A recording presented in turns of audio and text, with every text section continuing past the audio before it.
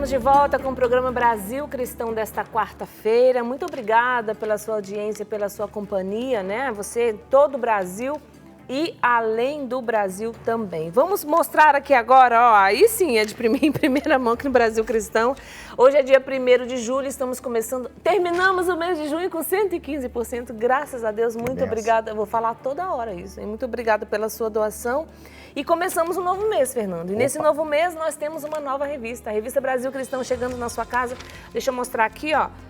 Nós temos aqui novos artigos, Preciosíssimo Sangue de Jesus. Se você não sabe, o mês de julho, o mês de junho é um mês dedicado ao Sagrado Coração. O mês de julho é o mês do Preciosíssimo Sangue de Jesus. Amor em dose dupla, o Padre Rafael está... Ai, que linda a foto aqui, ó. Um artigo gostoso aqui para você ler. No mundo, a vez de ter aflições, coragem. Ó, Eliane aqui, enchendo nosso coração de esperança. O Padre Alírio está aqui, ó. Queridaço, Padre Alírio. É verdade. Tem gente até hoje me pedindo o link do programa que nós fizemos aqui acerca do Padre Alírio. Foi maravilhoso. É verdade. Está lá no site, viu, gente? Ó, Jesus vive em mim é o tema do Padre e tantas outras coisas. Olha o Tatá aqui, Fernando. Pentecostes, fruto da Páscoa. Não é? Então você vai enchendo o seu coração, tem aqui a capa que é tempo de aprendizado. Olha aqui, tempo de aprendizado. Para você estamos, todo o tempo é tempo de aprendizado, este mais do que nunca, não é? E por isso que nós estamos aqui. Aqui dentro tem tudo, tem informações sobre as mãos ensanguentadas de Jesus, conteúdos que vão alimentar você, como diz o Padre Eduardo, conteúdo espiritual para a sua alma, que vai pelo correio, assim, esse conteúdo.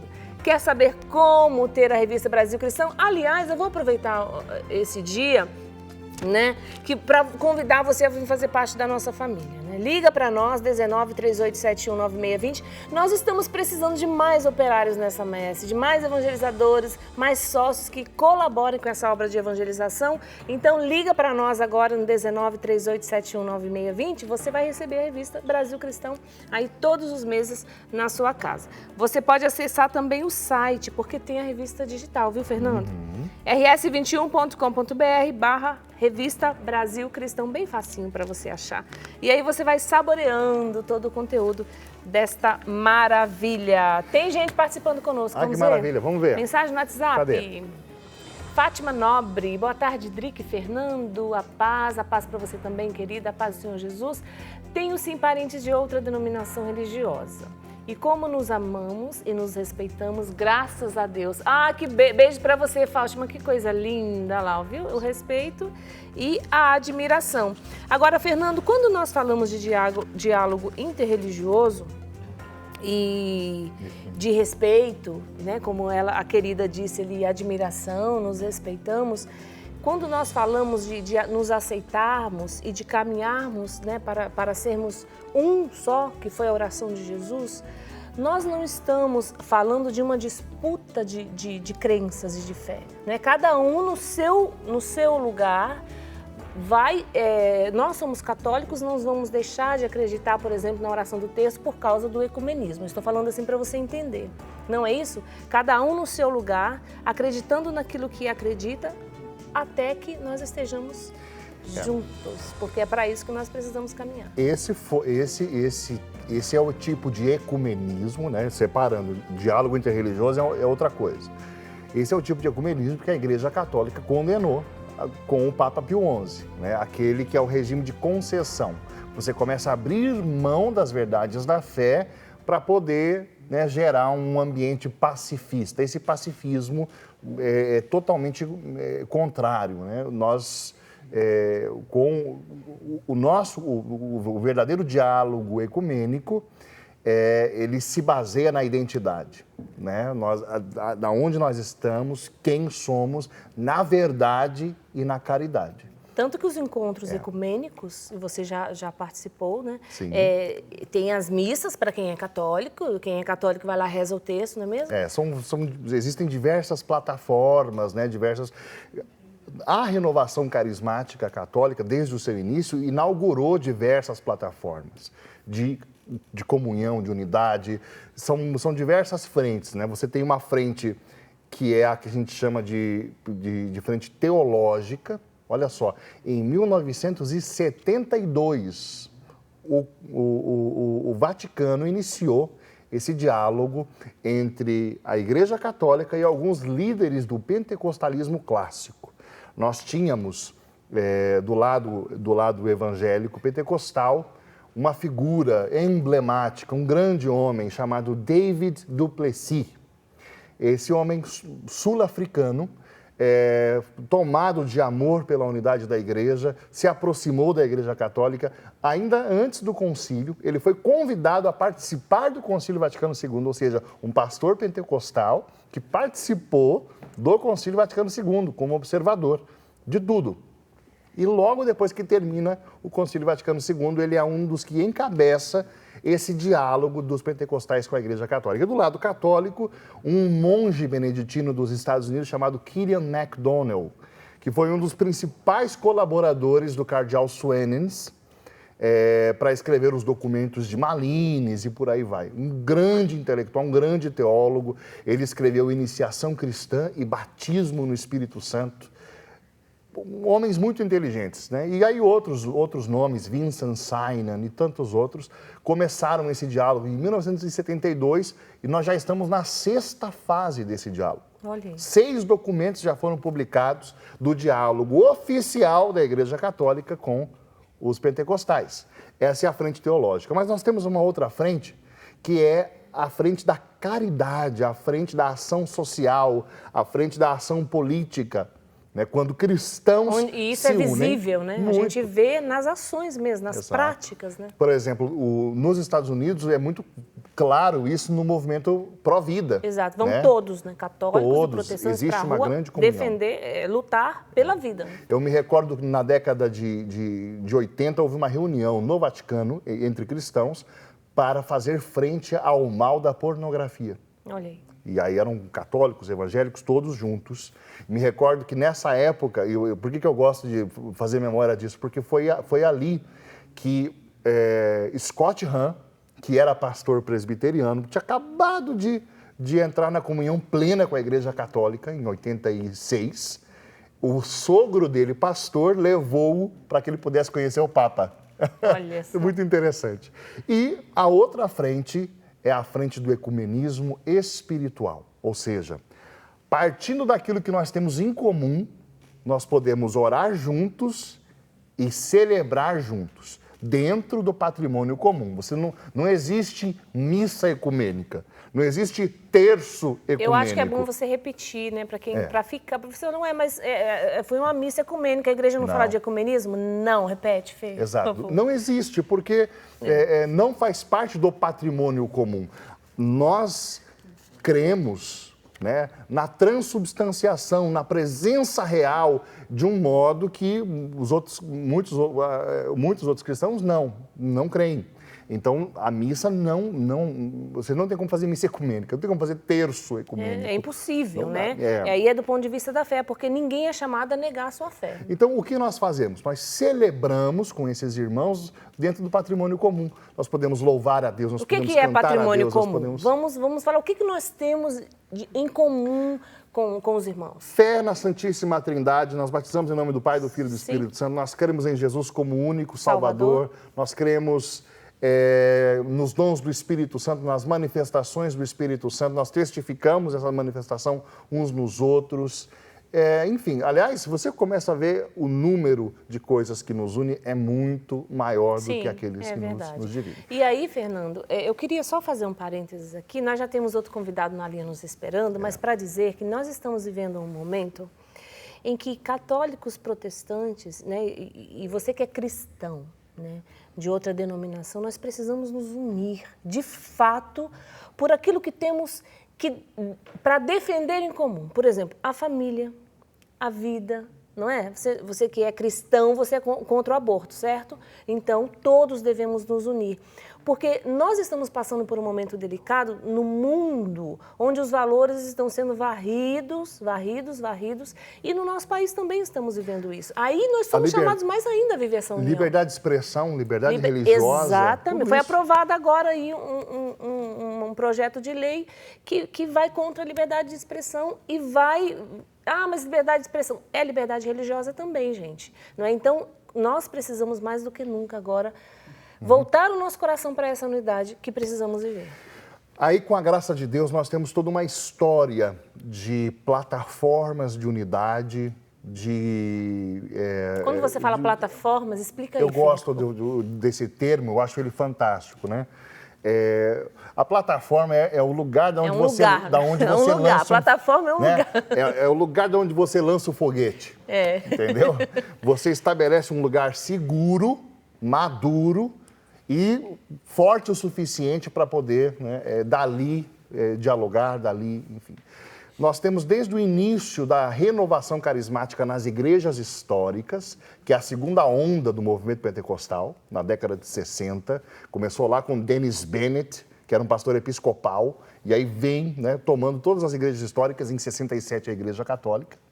Então nós temos tudo isso acontecendo, e aí diversas iniciativas surgem. E aí eu tenho a alegria de chamar esse irmão, porque ele é um dos responsáveis por uma dessas plataformas no Brasil. Então eu tenho a alegria de acolher ele aqui. Bem-vindo, Isaías Carneiro, meu irmão.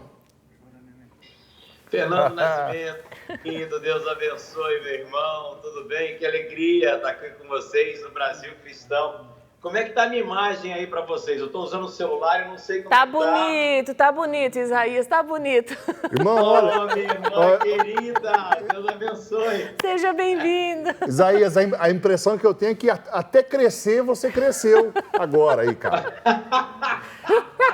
Né? São os milagres, que se alcançam na pandemia. Tá vendo? Tá vendo? Meu irmão. Mas que bom estar aqui com vocês, que bom estar dentro do programa Brasil Cristão, dentro da programação da Rede Século XXI, falando para o nosso povo, podendo compartilhar um pouco daquilo que a gente tem vivido. Muito obrigado pelo convite.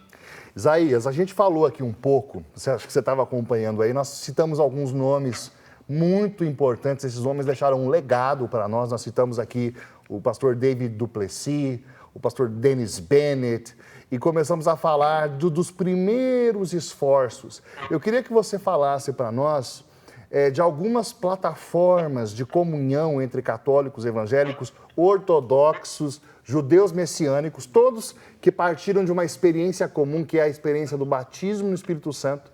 Fala um pouquinho dessas plataformas existentes no mundo e aí como é que isso chega no Brasil. Eu acho muito bom a gente poder estar tratando esse assunto. Primeiro, eu queria agradecer pelo fato de nós podermos tratar esse assunto com essa claridade, com essa clareza e com a forma séria também como se leva o conteúdo disso, né? Nós, no Brasil, temos muito pouco acesso, ou quase nenhum, a tudo aquilo que aconteceu até hoje na Igreja do Mundo, e você já pontuou muito bem, em especial aí, tanto no período conciliar, quanto também no período pós-conciliar, os desdobramentos das primeiras ações, né? Quando você cita David Duplessis, ou Duplessis, né? No francês, né? Esse homem que é o conhecido com o apelido de Mr. Pentecostes, né? Exato, Padre Jonas e Padre Alberto Gambarini adoram falar do Mr. Pentecostes. Esses dias eu fiz uma live com o Alberto Gambarini, com o Padre Alberto Gambarini, e eu quase pulava aqui no meu escritório. Isso mesmo. Ele esteve aqui conosco também, né, no Brasil Cristão. Ele esteve participando aqui conosco essa semana, viu, Isaías? Aqui o Padre Alberto conosco. Que coisa boa, que coisa linda. Então, o que acontece é o seguinte, desde ali, tanto no concílio quanto no período pós-conciliar, Deus começa a suscitar no coração de algumas pessoas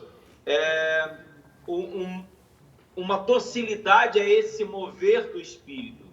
E eu estou falando assim porque Deus não suscitou o nascimento de um movimento, mas suscitou docilidade ao mover do Espírito. O autor dessa história, o protagonista dessa história é o Espírito Santo.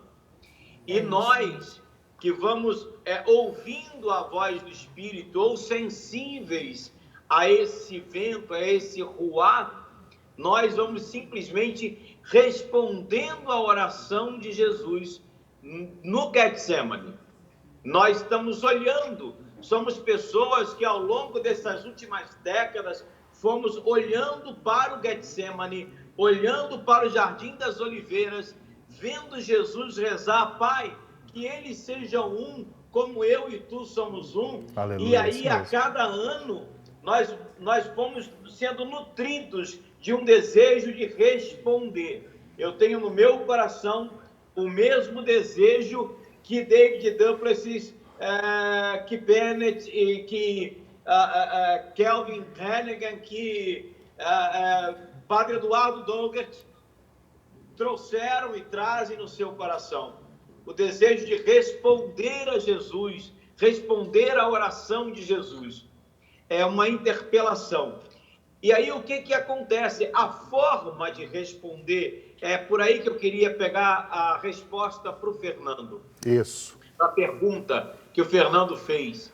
A forma de responder vai sendo suscitada pelo próprio Espírito. Pois não, Fernando? Não. Pode falar. Pode continuar, Isaías. É isso mesmo. A forma de resposta vai sendo suscitada pelo próprio Espírito Santo. Vamos citar algumas coisas aqui, porque aí nós temos, por exemplo, já há 48 anos atrás, nasce no âmbito do Vaticano, portanto, dentro da estrutura vaticana, linkada ao Pontifício Conselho para a Unidade dos Cristãos agora, nasce o conselho, esqueci, desculpa que me fugiu o nome agora. Comissão, né? A Comissão de Diálogo Católico Pentecostal. A Comissão Internacional, a Comissão Internacional de Diálogo Católico Pentecostal. Hoje, nós temos o Padre Marcial Massaneiro, que é um brasileiro, que está na PUC do Paraná, que trabalha conosco no Somos Um. Padre Marcial é o representante para os países de língua portuguesa. Mas o diálogo católico pentecostal está com 48 anos de história, 48 anos de história, caminhando para o seu cinquentenário. Então, quando nós falamos de diálogo católico pentecostal, nós não estamos falando de uma novidade, e eu começo a responder a sua pergunta, Fernando, falando justamente dos inícios do diálogo que acontecem ali naquele período pós-conciliar. Ô Isaías, vale a pena dizer, e você não vai poder falar isso, mas eu vou falar isso por você. Homens como David Duplessis, por causa disso, pagaram um preço muito alto, muito alto. David Duplessis foi sumamente incompreendido. A Assembleia de Deus, da qual ele fazia parte, retirou dele o ministério por um período. Tirou o título de pastor, o título de pastor. Ele sofreu demais, né? E todos aqueles irmãos que têm o coração enternecido por isso, e dentre eles você, sabem o preço alto que se paga, né, por isso. Porque, de fato, quando nós falamos da unidade da igreja, nós estamos indo na menina dos olhos de Nosso Senhor e na principal estratégia de Satanás. Exatamente. Nós estamos... É um combate espiritual muito grande. E, Isaías, fala pra gente das plataformas. Qual é a plataforma que existe na Europa, a plataforma que existe nos Estados Unidos, no Canadá? Dá esse panorama mundial e fala pra gente, de modo especial, do Em Cristos e do Somos Um. Ótimo. Nós temos várias plataformas, eu não vou me atentar a todas elas, mas algumas das quais eu estou conectado. Tá? Nós temos o Charles Whitehead com a plataforma na Europa, por exemplo, ecumênica, uma das maiores ecumênicas da Europa. Mas nós temos o Matteo Calisi na Itália, fazendo com Kairos, a Comunidade de Jesus, e sendo talvez uma das chaves hoje mais interessantes de diálogo no mundo, Matteo Calise desenvolve um trabalho lá na Itália, a partir do sul da Itália, aonde está também Caserta, aonde está a Igreja da Reconciliação do pastor Giovanni Trentino, do qual o Papa Francisco é amigo pessoal e fez questão de visitar a Igreja da Reconciliação. Exato. O Matteo Calise está, então, junto com o pastor Giovanni Trentino e com outros, o Matteo Calise tem ali a Comunidade Jesus, que desenvolve uma plataforma chamada Kairos.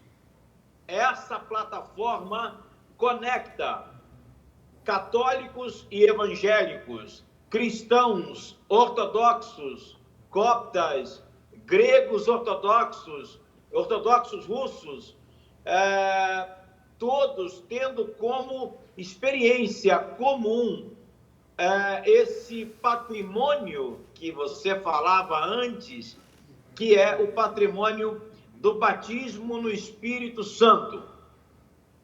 O patrimônio que é como a linha mestra é o batismo no Espírito Santo. Exato. E ali nós temos encontrado, além desses, também hebreus messiânicos, que têm vindo junto conosco, ou seja, são judeus. Ô Isaías, como é o nome daquele, eu estou tentando lembrar o nome daquele diácono católico da Áustria, que faz Johannes Fittenbauer. Isso, que bom. Isso, que trabalha de perto com a questão do diálogo com os hebreus messiânicos. Exato. E com quem também nós estamos conectados. Depois nós temos, já nascido também há mais de 45 anos, 48 anos, se eu não estou muito enganado, o CLF.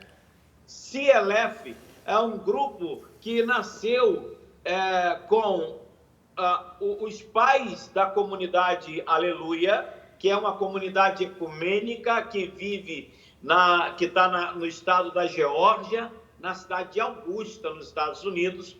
E entre os seus líderes, ela é liderada por 7 anciãos, e entre os líderes estão ali o Daniel Almiter e o Bob Garrett, com quem nós temos conexão no Brasil. Tá? Depois, na Argentina, você tem ainda conectado com só um minuto. Falando do CLF ainda. O CLF nasceu sobre os cuidados, sobre a orientação de nada mais, nada menos do que Dr. Wittgenstein, que escreveu o livro Século do Espírito Santo. Estou procurando ele aqui, não estou... ele está embaixo do meu celular para eu falar com você. Boa. Agora, além dele, o Dr. Calvin Hannigan. Dr. Calvin Hannigan, para quem não conhece, é o professor que convocou o retiro de Duquesne. Foi um dos que convocaram e que estavam à frente do retiro de Duquesne, de onde nasceu a Renovação Carismática Católica. Então, esse grupo, chamado CLF, que é a sigla para Charismatic Leaders Fellowship, comunhão de líderes carismáticos, esse grupo existe até hoje e, com a graça de Deus, eu faço parte desse grupo hoje. Você tem ido às reuniões também. Tenho ido. Padre Eduardo foi agora em fevereiro também. Além desse grupo, tem o Uniting in Christ. Esse grupo, Uniting in Christ, ele está no Canadá. Ele está com Bruno Ierulo lá. O Bruno Ierulo cuida desse grupo no Canadá. Em Toronto. E conectados a eles está, por exemplo, pessoas como John Arnott, que é o fundador do Catch the Fire, que foi o responsável por aquele conhecido Avivamento de Toronto, né? Muitos conhecem, ouviram falar A bênção de E Toronto. depois, os irmãos que não conhecem, que quiserem dar um Google aí, você vai saber o que é o avivamento de Toronto, você vai entender quem é John Namath. Além desses, aí você tem também o John 17. John 17, João 17, é uma outra plataforma que existe nos Estados Unidos, e essa plataforma ela está conectada direta ao Papa Francisco. Por quê? É com esses irmãos que o Papa Francisco periodicamente tem a oportunidade de se encontrar para orar junto. Você sabia que pelo menos uma vez a cada 2 meses, Fernando, o Papa Francisco se encontra com evangélicos para orar? E é o pessoal do John 17. Exato. Ô, Isaías, até por causa do tempo que é curto, você tem muita coisa para falar do Somos Um, então por isso eu já vou te acelerar. Mas claro. Antes de falar do Brasil, vamos mencionar o Cresces da Argentina, porque aqui nós conectamos diretamente o cardeal Bergoglio, né? Exatamente. Exatamente. Fala você. O Cresces é importantíssimo. Então, tanto o United in Christ, quanto o Kairos, quanto o Cresces na Argentina, foram motivados pelo nosso irmão Matteo Galizzi. Exato. Tá? E aqui algo bem interessante, porque o Cresces nasce na Arquidiocese de Buenos Aires, aonde, à época, estava o cardeal Bergoglio. O que acontece é que em um dos encontros do Cresces, que aconteceu no Luna Park... 2006, o cardeal Bergoglio vai ao encontro. E ele recebe oração por parte dos pastores que estão presentes lá, entre eles Giovanni Trentino. Por que essa conexão? Porque Giovanni Trentino é amigo de Jorge Imitian, que é um pastor pentecostal de grande respeito na Argentina e também aqui no Brasil. Muito, muito respeitado no Brasil. E o Giovanni Trentino apresenta ele como referência para o Matteo Galizzi.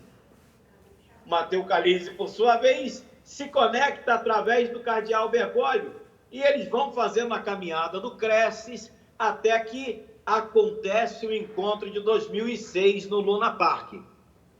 O Cresces hoje, bonito dizer também, naquele encontro no Luna Park, quando o Papa Francisco recebe a oração dos pastores orando por ele, ele também recebe uma profecia. Ele também recebe uma profecia, que é justamente dizendo, o Giovanni Trentino é usado por Deus para profetizar na vida dele. Giovanni Trentino o via de branco à frente de muitas pessoas. E logo depois ele vem a se tornar Papa. E daí a gente consegue compreender toda a movimentação do Papa Francisco em favor do caminho da unidade do corpo de Cristo. Não é uma coisa, não é algo desvinculado. Isaías, então, por exemplo... Sim, não, realmente agora o tempo já está curto, mas eu queria já começar a falar brevemente que você explicasse o que é o Somos Um. Só para que as pessoas saibam disso, né? Desse Cresces de Buenos Aires, desses nomes que o Isaías está citando, nasce em 2007 uma plataforma no Brasil chamada Em Cristos, que o Isaías é dos primeiros que estavam lá. E esse Em Cristos nasce em Cachoeira Paulista, na comunidade Canção Nova, junto com o Monsenhor Jonas Abib. É ali, né? A primeira reunião, depois vocês fazem a reunião de Lavrinhas, né? Mas Exatamente. começa ali o Em Cristos, e o Em Cristos aí já tem seus bons anos de caminhada, a partir dessa data, mas agora eu queria que você falasse para a gente, porque o tempo nosso já está encerrando, Isaías, fala para a gente o que é o Somos Um, né? 2008 nasceu o Somos Um. O Somos Um é um movimento de unidade com espírito missionário. Nós temos o desejo, temos em comum no nosso coração, católicos e evangélicos, pastores, padres e agora bispos também, o desejo sincero, né? Você sabe que nós temos aqui o apoio direto do cardeal do Rio de Janeiro, o arcebispo do Rio, Dom Orani, e o que nós temos em comum, né? Católicos e evangélicos, o desejo de viver a unidade, sim, mas o desejo de anunciar que a unidade do corpo de Cristo é possível e necessária. Isaías. E que ela se dá nas relações. Sim, eu pontuo a presença de Dom Orani desde o início, né, sempre respaldando todas as ações que você faz, né, como quem está à frente, e também o último Somos Um, a presença de um delegado do Dicastério para a Unidade dos Cristãos, né, que se fez presente no Rio de Janeiro, fez uma das pregações, participou do encontro inteiro lá ao seu lado, a igreja de fato dizendo, eu vejo o que vocês estão fazendo e nos agrada, é isso, continuem, não é verdade? Exatamente. E agora, o grande salto que a gente vai dando com isso, para a honra e glória de Deus, é que aquilo que está acontecendo aqui no Brasil, Fernando, e que você faz parte, que o Padre Eduardo faz parte, nós gravamos aí na século XXI o primeiro DVD católico pentecostal do Brasil, talvez do mundo. Exato. Né? Agora o salto é o seguinte, nós teremos, esse ano nós não teremos a quarta conferência será no ano que vem. Esse ano nós teremos um encontro para líderes católicos e evangélicos de experiência pentecostal. Era para ser um encontro para líderes nacionais. E o que aconteceu? Nós tivemos uma reunião na sexta-feira passada, e eu já posso dar essa novidade para vocês. O Pontifício Conselho vai participar desse encontro, que vai acontecer dias 5 e 6 de setembro, de forma online, e junto com o Pontifício Conselho, pessoas de bispos de outras conferências episcopais e líderes de todo o continente americano, além da Europa, estarão junto conosco. Veja, é claro, fazer um caminho de unidade não é para pessoas aventureiras. É preciso ter um coração sensível ao desejo da igreja, para não entrar, não beirar o irenismo. Exato. Para não fazer as coisas como se tudo fosse igual. Não. Eu sou católico, apostólico e de rito romano ainda por cima. Exato.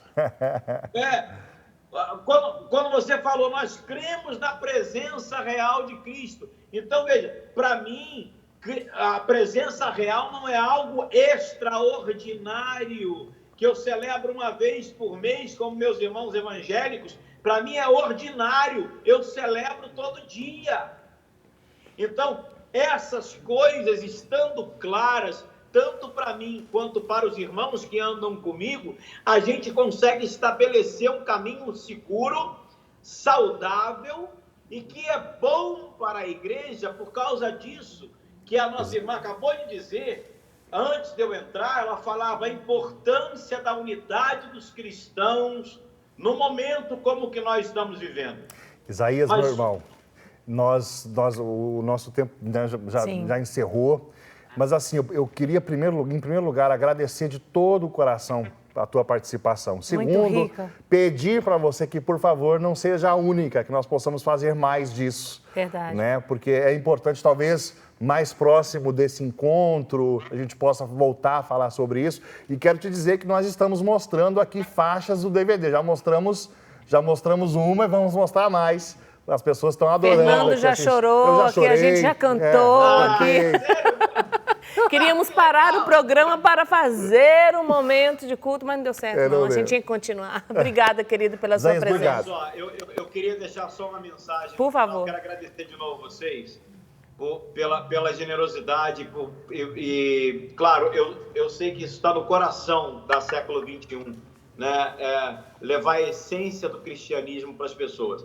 Mas eu agradeço e quero dizer para as pessoas que estão em casa nos ouvindo, isso toca direto a sua vida, sabe por quê? Porque certamente você conhece alguém na sua casa, na sua família, que é evangélico, que é cristão e não professa a fé em Jesus da mesma forma que você. E talvez você que esteja me ouvindo teve a sua família vitimada pela divisão justamente por causa da religião. O caminho da unidade dos cristãos vai restaurar a sua casa, vai restaurar seu matrimônio, vai restaurar sua família. Não é só uma questão de igrejas e de documentos, é uma questão de salvação, é uma questão para dentro da sua casa e eu quero te encorajar a conhecer cada vez mais. Se quiser conhecer, entra no nosso site, missãosomosum.com.br. missãosomosum.com.br. Isaías, isso. Te amo, meu irmão. Um grande abraço. Também te amo. Um convitezinho só. Toda segunda-feira, no Facebook da Missão Somos Um, 7h30 da noite, tem sempre um católico e um evangélico junto, no grupo de oração online. Ai, maravilha.